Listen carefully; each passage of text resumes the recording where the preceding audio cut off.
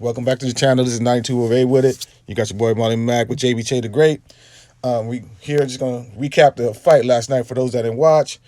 Um, Lara, he changed up the style a little bit. He fought pretty well. He became more of a counterpuncher, which was really good in the fight, and ended up knocking out his opponent in the what round?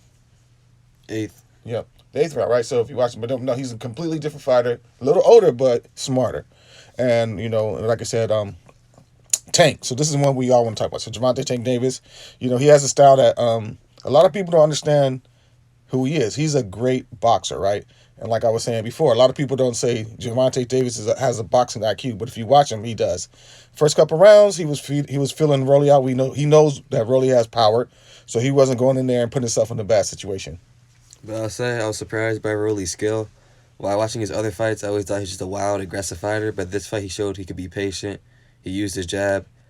He put up a good fight, but he has a lot of things he can work on still, not to just run into Tank's punches, and that's what got him ultimately knocked out. Yeah, I agree. Rolly was a lot better than I thought, and like you said, he was a lot more skilled than he showed before.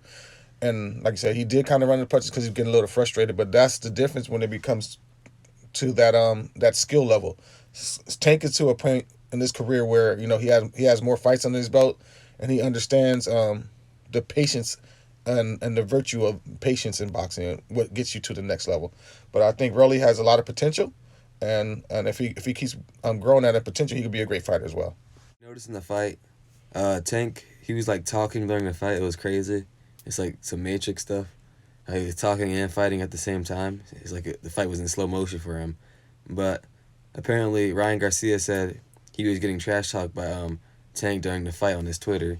He said he was saying he was next the whole fight, and he's saying he'll fight Tank in December, but we both know that's not true. Yeah, right. At this point, Ryan Garcia is an Instagram fighter. I'll be surprised if he boxes anyone else at this point. But would love to see. He's a skilled guy, so I would love to see the fight. But we highly doubt that he's gonna fight anyone, unfortunately. I think Tank would pick Ryan Garcia apart and knock him out. Ryan Garcia has very fast hands and good power, but he doesn't really know like foot positioning and stuff against southpaws. That's what got him dropped in one of his fights. And his mental game is not as high as Tank's. It's a different level. Agreed. Once again, we just want to thank you guys for tuning into the channel. Hopefully, we'll get to see Bud against Arrow. That would be a great fight.